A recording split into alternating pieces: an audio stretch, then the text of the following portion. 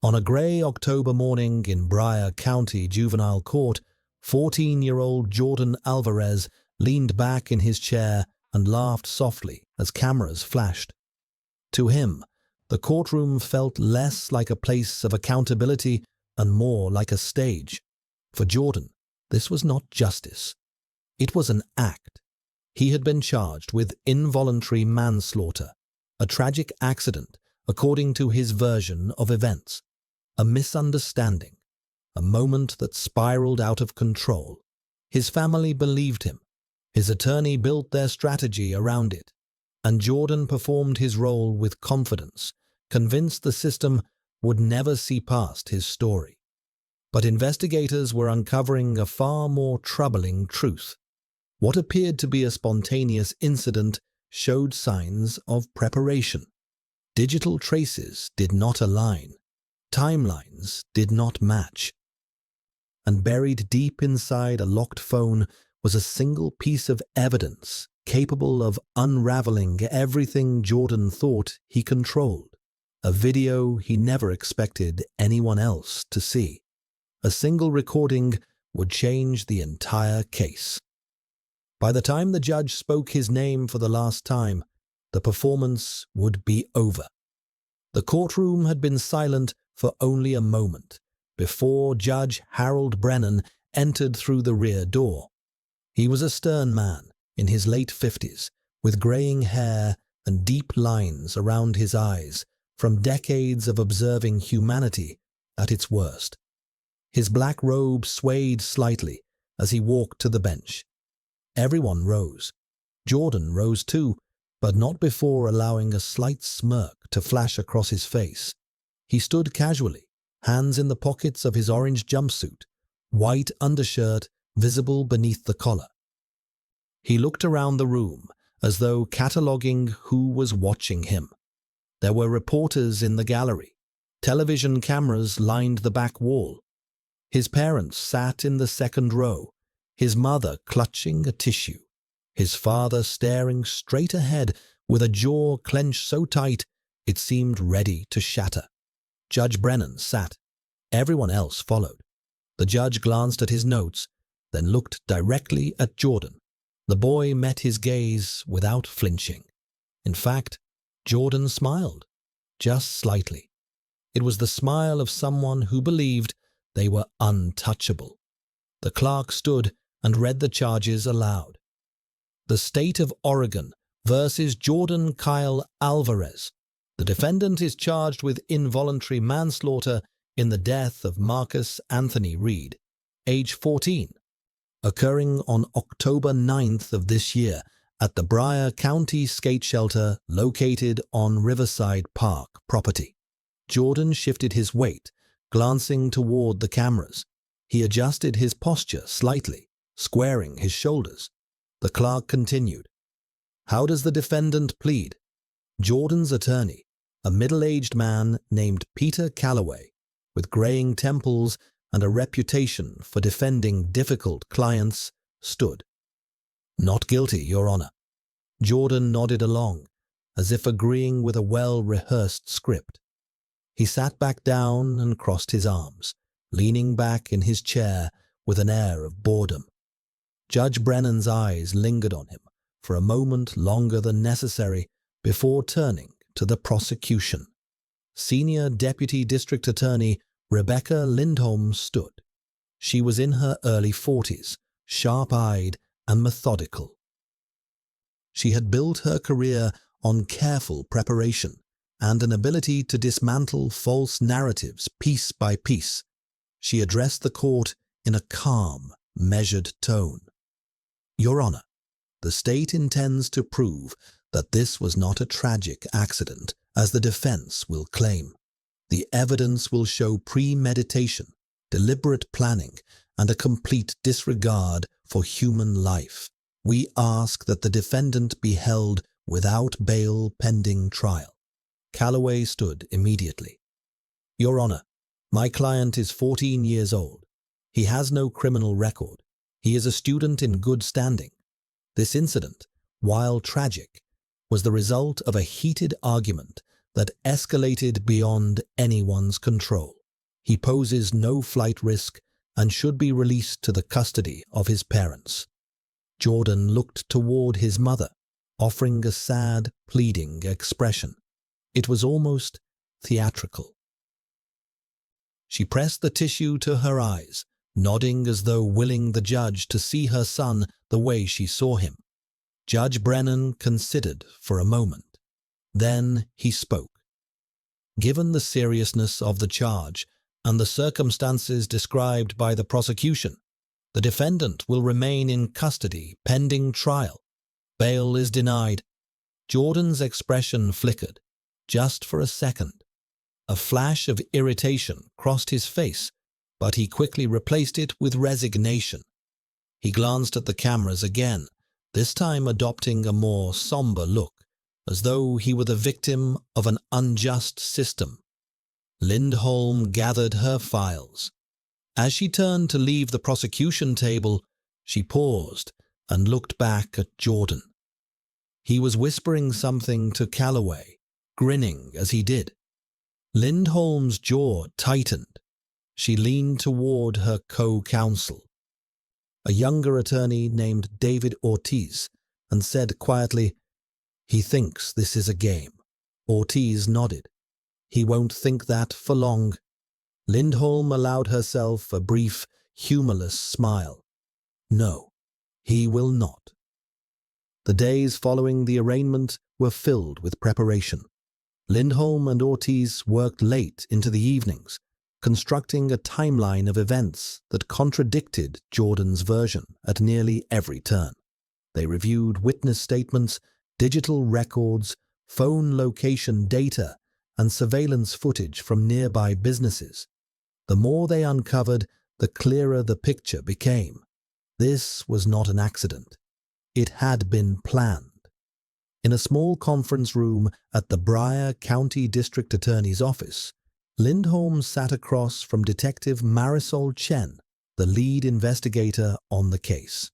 Chen was in her mid-30s, with sharp features and a reputation for relentless thoroughness. She had been the first to suspect that something was not right about Jordan's story. "Walk me through it again," Lindholm said, tapping her pen against her notepad. Chen leaned forward. "Jordan told us he and Marcus had gotten into an argument that night. He said it was spontaneous, that Marcus showed up at the skate shelter. They started arguing, things got physical, and Marcus fell and hit his head. Jordan claimed he panicked and ran. But the timeline does not support that," Lindholm said. "Not even close." Chen pulled out a map of the area surrounding the skate shelter. Surveillance footage from a convenience store 3 blocks away shows Jordan walking toward the park at 6:43 in the evening. Marcus does not appear on any footage until 7:18. That is a 35-minute gap. Lindholm circled the time on her notepad. What was Jordan doing for 35 minutes? "That is what we needed to find out," Chen said. "We pulled his phone records. His device was stationary at the skate shelter starting at 6:50. He was there, waiting. For Marcus." "Exactly." Lindholm sat back, considering. "So he arrives early. He waits. Marcus shows up. And then what? They argue and Marcus dies." Chen hesitated. "That is what it looked like at first. But there were inconsistencies. The position of Marcus's body, the angle of impact, and then there was Jordan's behavior afterward. Tell me, he did not call for help. He did not try to resuscitate Marcus. He left the scene, went home, and deleted files from his phone." Lindholm's eyes narrowed. "What files?" "That is what took us weeks to figure out. He used a data wiping application. But our forensic team recovered fragments.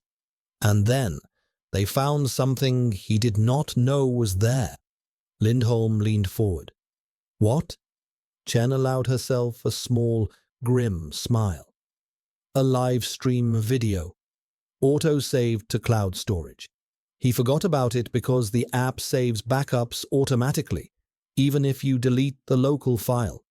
It was locked behind account authentication, but we got a warrant. And what we found, Rebecca, it ends this case. Lindholm felt her pulse quicken. Tell me you have it authenticated. Every frame, metadata intact, timestamp, geo-coordinates, device identification number. Our forensic analyst confirmed it has not been altered. What is on it? Chen's expression darkened. Everything. Jordan setting up his phone. Jordan talking to the camera. Jordan explaining exactly what he's about to do. And then Marcus arriving. And then afterward, Jordan looking back into the camera and saying, "I told you." Lindholm was silent for a long moment. Then she said, "We bury this until the right moment. We build the case piece by piece, let the defense commit to their story, and then we destroy it." Chen nodded. "He is performing right now. Let him. The further he goes, the harder he falls." The trial began on a cold Monday morning in November. The courtroom was packed. Reporters filled the gallery. Sketch artists sat in the front row. The victim's family, Marcus Reed's parents and younger sister, sat on the left side, their faces drawn and exhausted. On the right side sat Jordan's family, his mother dabbing at her eyes, his father staring straight ahead. Jordan entered in his orange jumpsuit, wrists shackled. The moment the shackles were removed, his demeanor changed. He straightened his posture, ran a hand through his hair, and glanced toward the cameras. He was performing again. Judge Brennan entered, and the trial began. Lindholm delivered her opening statement with calm precision. She outlined the timeline. She described the evidence. She explained that this was not a spontaneous act of violence, but a calculated plan carried out by a teenager who believed he was smarter than everyone else. Marcus Reed was 14 years old, Lindholm said, her voice steady. He was a son, a brother, a friend. And on the night of October 9th, he walked into a trap. The defendant lured him to an isolated location, recorded what happened, and left him to die. This was not an accident. It was murder. Jordan leaned back in his chair, shaking his head slightly, as though disappointed by the prosecutor's imagination. Calloway stood for the defense. His opening was emotional, painting Jordan as a boy who made a terrible mistake in the heat of the moment. This was a tragedy, Calloway said. 2 young lives forever altered by a moment of anger. But it was not premeditated. It was not planned. It was a terrible, terrible accident. Jordan nodded along, his expression sorrowful. The first witness was a teacher from Briar County Middle School, a woman named Mrs. Delgado, who had taught both Jordan and Marcus in her 8th grade social studies class. She was in her 50s, soft-spoken, with kind eyes that now looked tired. Lindholm stood. Mrs. Delgado, how would you describe the relationship between Jordan Alvarez and Marcus Reed? Mrs. Delgado hesitated. They were not close friends, but they were not enemies either. They had some disagreements, but nothing that seemed serious. Disagreements about what? Small things, group projects, seating arrangements. Marcus was well liked. Jordan wanted to be. Calloway stood. Objection. Speculation. Judge Brennan nodded. Sustained. The witness will stick to what she observed directly. Lindholm continued. Did you ever witness any physical altercations between them? No. Just words. Typical middle school conflicts. Thank you. Calloway stood for cross-examination.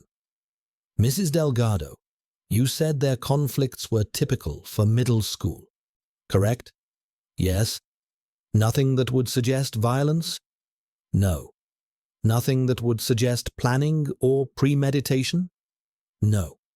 Calloway sat down, looking satisfied. Jordan glanced at him and gave a small nod, as though approving of his attorney's work. But Lindholm was just beginning. The next witness was Officer Raymond Cho, the school resource officer. He was a broad-shouldered man in his 40s who had worked at the school for 6 years. He took the stand and was sworn in. Lindholm approached. Officer Cho, on the day of October 9th, did you have any interaction with the defendant? Yes. He approached me during lunch and asked if I had seen Marcus Reed. What exactly did he say? He said, "Have you seen Marcus? I need to talk to him about something." Did he seem upset? No. He seemed calm. Almost casual. Did you find Marcus for him? No. I told him I had not seen Marcus and suggested he check the library. What time was this? Around 12:15 in the afternoon.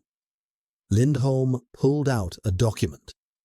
Your Honor, I would like to enter into evidence the school's surveillance log, showing that Marcus Reed left school at 2:45 that afternoon, and Jordan Alvarez left at 2:50.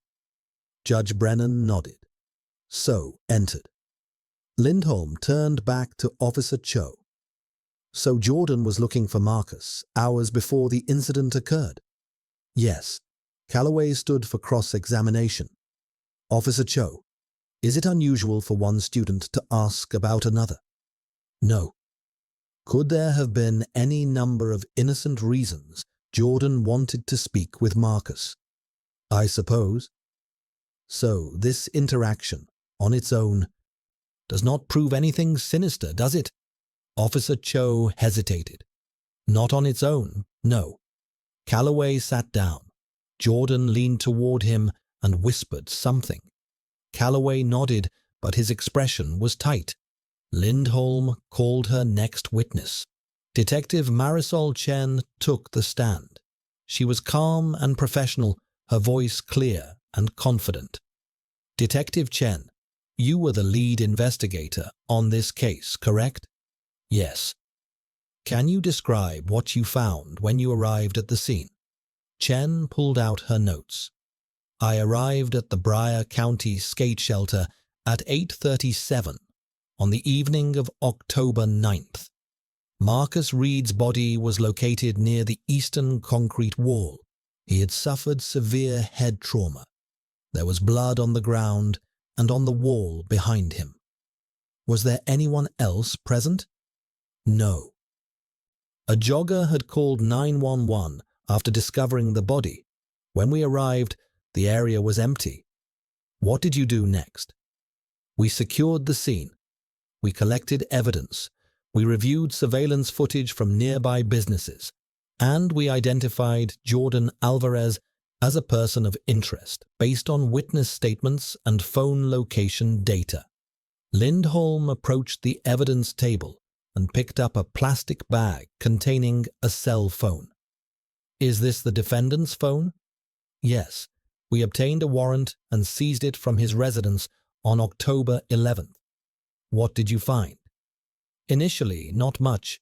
He had used a data wiping application to erase files, but our forensic team recovered fragments, and we discovered that Jordan had uploaded video files to a cloud storage account linked to a live stream application. And you obtained a warrant for that account? Yes. What did you find? Chen's expression hardened. A video file that changed the entire investigation. Calloway stood. Objection. The witness is characterizing evidence that has not yet been entered. Judge Brennan nodded. Sustained. Detective, please stick to the facts. Chen nodded. We recovered a video file showing the defendant at the skate shelter on the night in question. Lindholm paused, letting the statement hang in the air. We will return to that video later. For now, Detective, can you describe the defendant's behavior when you interviewed him?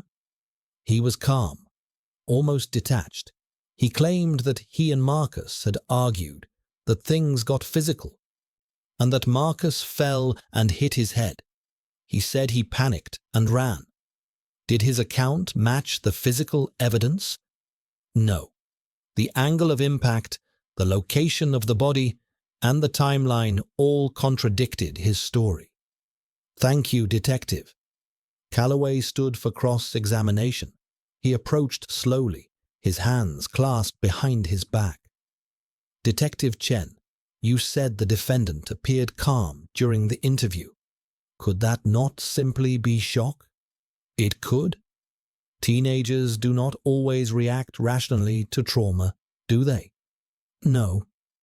And the fact that his account did not perfectly match the physical evidence, that does not necessarily mean he was lying, does it? Memory is fallible, especially under stress. Chen met his eyes.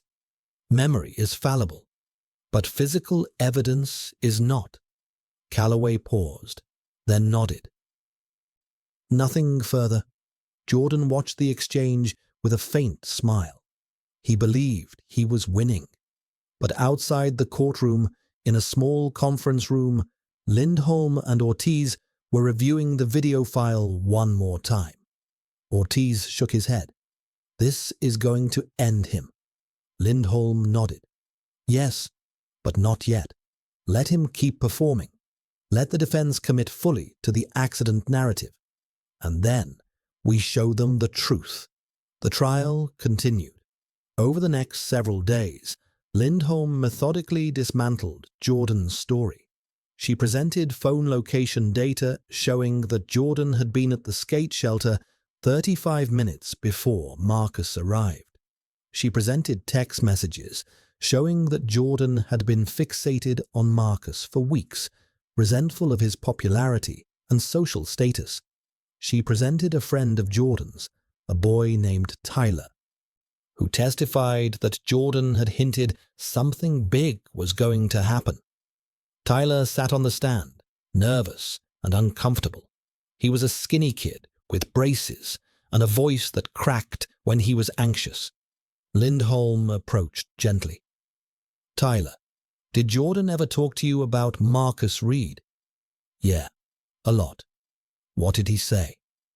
He said Marcus thought he was better than everyone, that people only liked Marcus because he was good at sports and stuff. Did Jordan seem angry about that? Yeah, he talked about it all the time. Did he ever say he wanted to do something about it? Tyler hesitated. He glanced at Jordan, who was staring at him with an expression that was no longer bored. It was sharp, focused. He said something big was going to happen, that people would finally pay attention to him. When did he say that?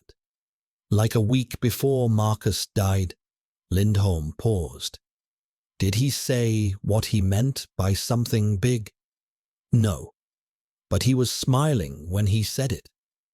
Calloway stood for cross-examination. Tyler, did Jordan ever specifically say he was going to hurt Marcus? No. Did he ever say he was planning anything violent? No. So he made a vague comment about something big happening. That could mean anything, could it not? I guess. Calloway sat down. Jordan relaxed slightly. But Lindholm was not done. She called a forensic pathologist, Dr. Alan Strauss, who explained in meticulous detail that the injuries Marcus sustained were not consistent with a fall during a spontaneous struggle.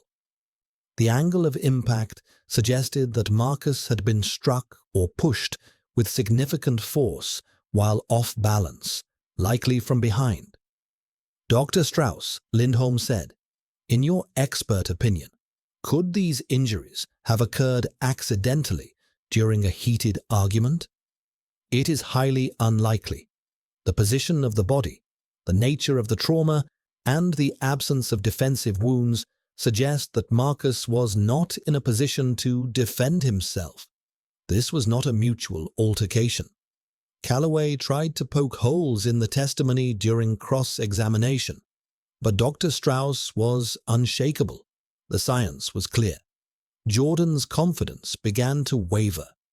He stopped smiling as much. He stopped glancing at the cameras. He started whispering more urgently to Calloway, who listened with a tightening jaw. One evening, after the court had adjourned, Calloway met with Jordan in a small conference room at the juvenile detention facility. Jordan sat across from him, still wearing his orange jumpsuit. "You need to stop," Calloway said. Jordan frowned. "Stop what?" "The performance, the smirking, the looking at the cameras. The jury sees it. The judge sees it. You are making this worse for yourself." Jordan shrugged. "I am just being myself." "No, you are acting like this is a joke. And it is not. You are facing serious time, Jordan. Do you understand that? They cannot prove anything." Calloway leaned forward, his voice dropping. "They are building a case piece by piece. Every witness, every piece of evidence. It all points to premeditation. If they convince the jury that you planned this, you are done." Jordan's eyes narrowed. "You are supposed to be on my side. I am on your side. That is why I am telling you to wake up.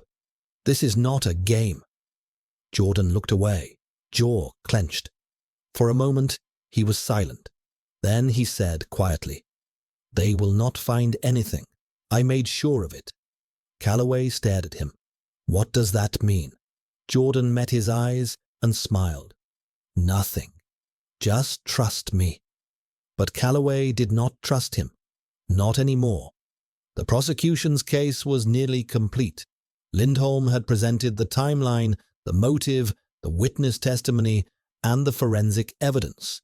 The defense had tried to paint it as a tragic accident, but the cracks in that narrative were widening. And then came the moment Lindholm had been waiting for. On the 9th day of trial, she called her final witness. The state calls Timothy Greaves, forensic digital analyst. Greaves was a man in his early 40s, thin and precise, with wire-rimmed glasses and a calm demeanor. He worked for the Oregon State Police Forensic Lab and had spent 2 decades analyzing digital evidence. He took the stand and was sworn in. Lindholm approached. "Mr. Greaves, can you explain your role in this case?" "Yes. I was asked to examine a cell phone seized from the defendant's residence. Specifically, I was tasked with recovering any deleted files and analyzing their content." "What did you find?" The defendant had used a data wiping application to erase files from the device. However, the application only deleted the local copies. It did not delete files that had been automatically uploaded to cloud storage. "And you were able to access that cloud storage?" "Yes. We obtained a warrant for the defendant's account on a live stream platform. The platform automatically saves backup copies of video files even if the user deletes them locally." Lindholm paused, letting the courtroom absorb this. "What did you find in that cloud storage account?" Greaves adjusted his glasses. "A video file recorded on the evening of October 9th. The file was 12 minutes and 43 seconds long. It was recorded at the Briar County skate shelter." The courtroom was silent. Jordan's face had gone pale. Lindholm continued. "Mr. Greaves, can you explain how you authenticated this video?" "Yes. The file contained embedded metadata, including the timestamp, geo-coordinates, and device identification number.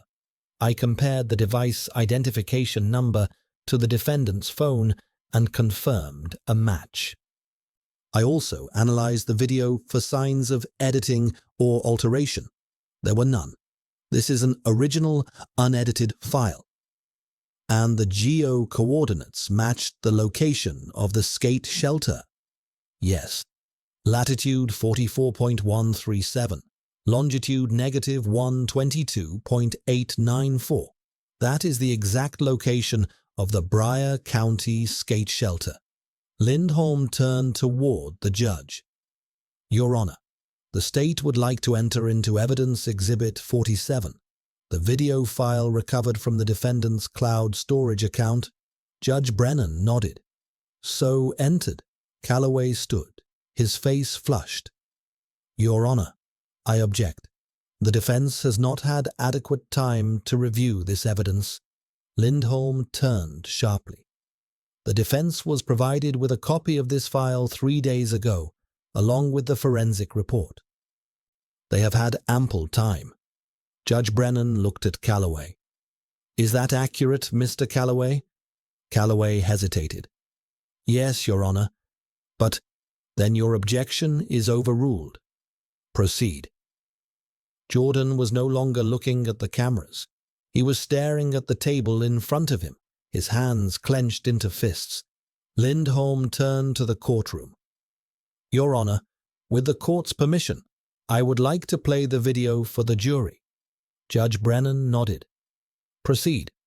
The lights dimmed slightly. A screen was lowered at the front of the courtroom. A technician set up the playback equipment. The room was silent, every eye fixed on the screen. The video began. The image was shaky at first, showing the interior of the skate shelter. Graffiti covered the walls. The concrete floor was stained and cracked. The camera was propped up on a ledge, angled toward the center of the space. Then Jordan stepped into the frame. He was wearing the same clothes he had worn the night Marcus died, a black hoodie and jeans. He looked directly into the camera and smiled. Okay, he said, his voice clear and audible. Let me see if this angle works. He adjusted the phone slightly, stepping back to check the framing. Satisfied, he nodded. Then he spoke again. They will call it an accident. Watch. The words hung in the air. The courtroom was frozen. Jordan's mother gasped. His father closed his eyes. On the screen, Jordan walked out of frame. The camera continued recording, capturing the empty skate shelter. Minutes passed. The timestamp in the corner of the screen ticked forward. 6:53, 6:54, 6:55. Then at 7:19, a figure appeared in the distance. Marcus Reed. He was wearing a red jacket and carrying a skateboard. He walked into the shelter, looking around.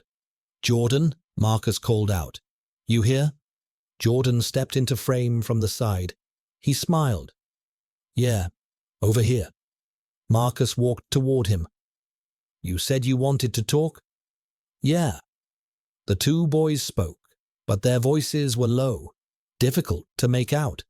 The conversation seemed calm at first. Then Marcus shook his head, looking frustrated.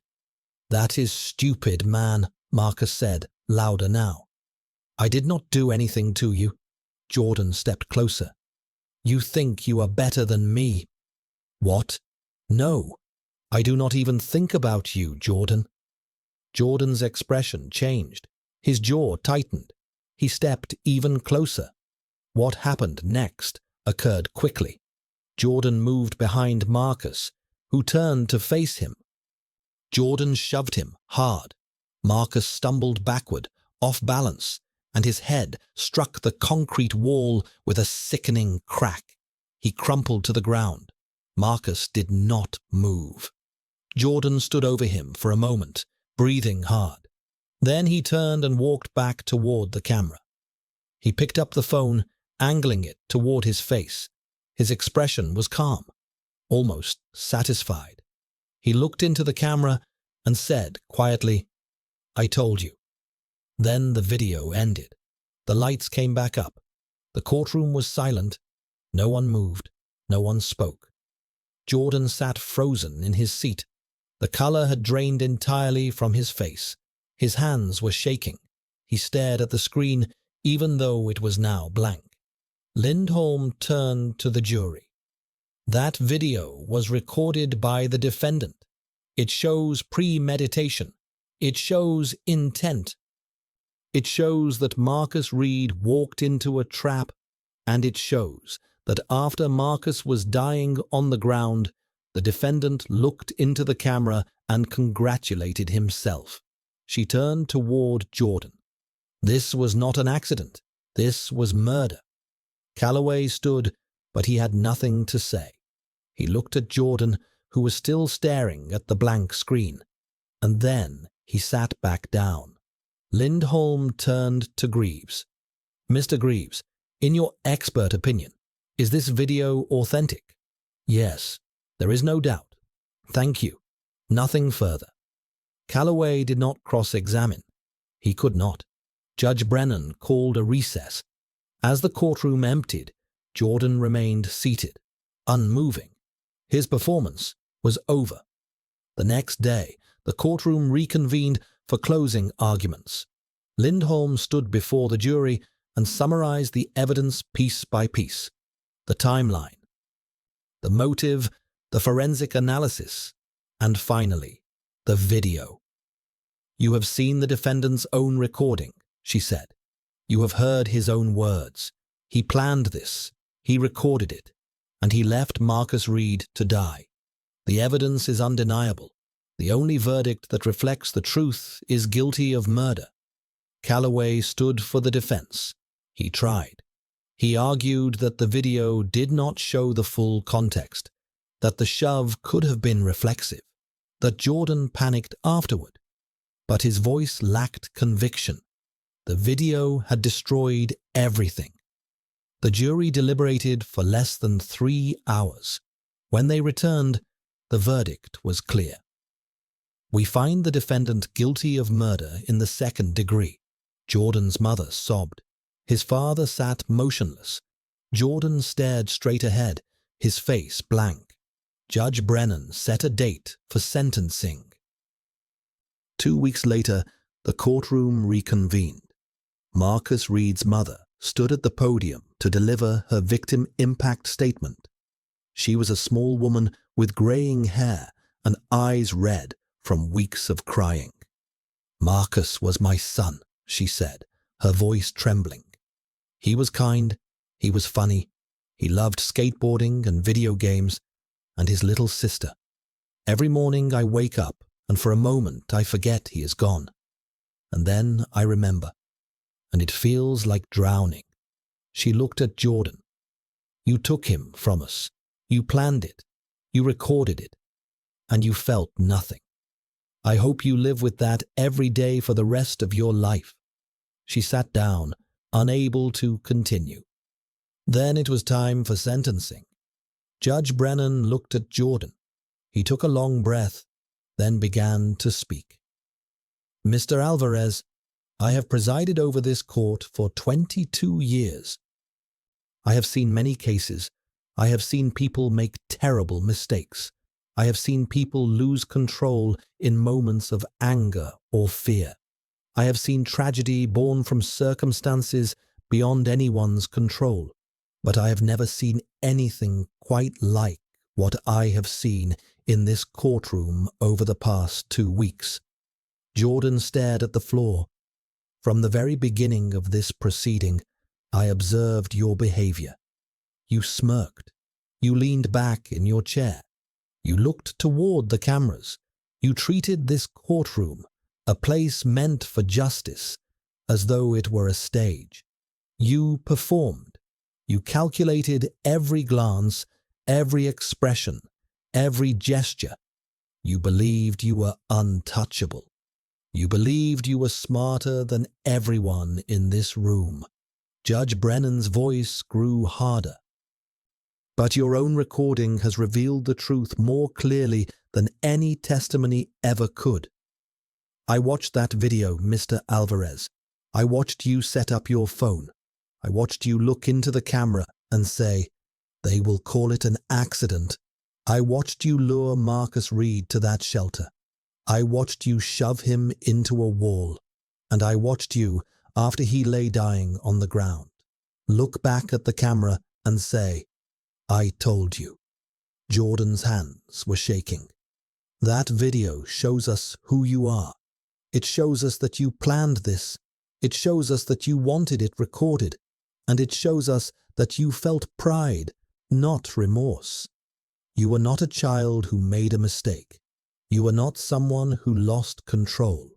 You were a predator who sought attention, who resented a boy for being well-liked, and who decided that his life meant nothing compared to your desire for notoriety. Judge Brennan paused, letting the words settle. Marcus Reed was 14 years old. He had a family who loved him. He had friends. He had a future. And you took all of that away because you wanted to prove you could, because you wanted to be seen, because you believed that other people existed only as props in your performance. The judge's voice dropped, cold and final. You are not special, Mr. Alvarez. You are not clever. You are not untouchable. You are a child who committed an act of horrific violence and who believed that charm and arrogance could replace accountability. You were wrong. Jordan was crying now, silently, tears streaming down his face. This court has heard all of the evidence. The jury has rendered its verdict. And now it falls to me to determine your sentence. The law allows me to impose a sentence of life in prison with the possibility of parole after 25 years. Given the severity of this crime, the premeditation involved, and your complete lack of remorse, I see no reason to deviate from that maximum. Jordan's mother let out a sob. You will spend the next 25 years in prison, Mr. Alvarez. You will spend them reflecting on what you have done. You will spend them understanding that actions have consequences, and you will spend them knowing that Marcus Reed's family will never have him back, no matter how much time passes. Judge Brennan leaned forward. I hope that one day, many years from now, you will understand the weight of what you have done. I hope you will feel genuine remorse. I hope you will become something other than the hollow, arrogant child who sat in this courtroom and believed himself above the law. But that is up to you. The only certainty is that you will face the consequences of your choices. He struck the gavel. This court is adjourned. Jordan was led away. He did not look at the cameras. He did not look at his parents. He walked with his head down, shoulders slumped, the orange jumpsuit hanging loose on his thin frame. The courtroom emptied slowly. Marcus's family remained seated for a long time, holding each other. The reporters gathered their equipment. The sketch artists packed up their supplies. Rebecca Lindholm stood at the prosecution table, organizing her files. David Ortiz approached her. That was the right outcome, he said quietly. Lindholm nodded. Yes. But it does not bring Marcus back. No, it does not. Outside the courthouse, reporters swarmed. Microphones were thrust toward anyone willing to speak. Marcus's father stood at the top of the courthouse steps and made a brief statement. Our son is gone. No verdict, no sentence will change that, but we are grateful that the truth came out.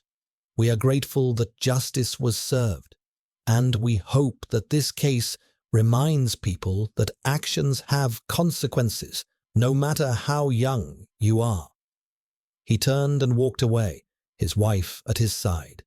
Inside the juvenile detention facility, Jordan sat alone in his cell. The walls were bare. The air was cold. He stared at the ceiling, replaying the judge's words in his mind. You are not special. You are not clever. You are not untouchable. For the first time, he believed it. In the weeks and months that followed, the case became a subject of national discussion. Psychologists debated the role of social media and digital culture in shaping adolescent behavior. Educators discussed warning signs of narcissism and violent ideation in young people. Parents struggled to understand how a 14-year-old could plan and execute such a calculated act. But in Briar County, the conversation was quieter. People remembered Marcus Reed. They remembered his smile, his kindness, the way he would help younger kids at the skate park. They planted a tree in his memory at Riverside Park, near where he died.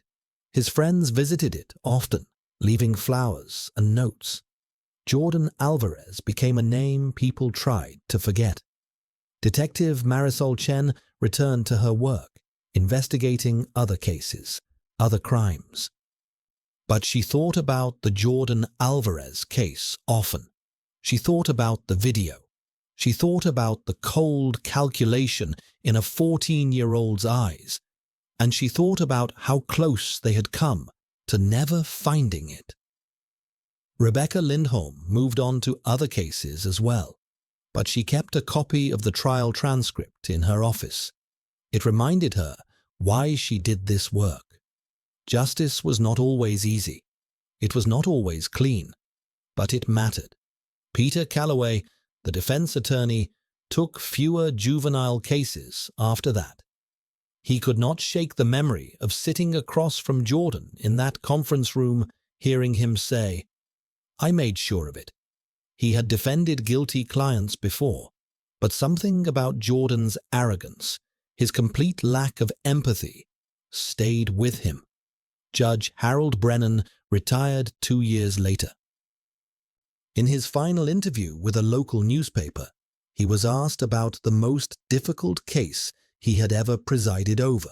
He did not hesitate. "The Alvarez case," he said, "because it forced me to confront the reality that evil is not always loud or obvious. Sometimes it wears a smile, sometimes it performs, and sometimes it is only 14 years old."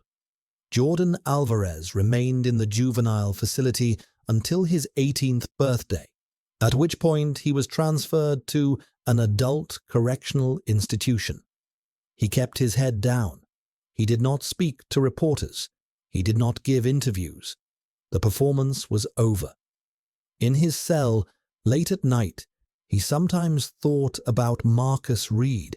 He thought about the way Marcus had looked at him in the skate shelter, confused and hurt. He thought about the sound Marcus's head made when it hit the wall. And he thought about the words he had said into the camera. "I told you." He would carry those words for the rest of his life. The skate shelter at Riverside Park was eventually demolished. The city built a new community center in its place, dedicated to Marcus Reed's memory. Inside, there was a plaque with his photograph and a quote from his mother. "He brought light wherever he went." The plaque did not mention Jordan Alvarez. His name was not written anywhere in the building.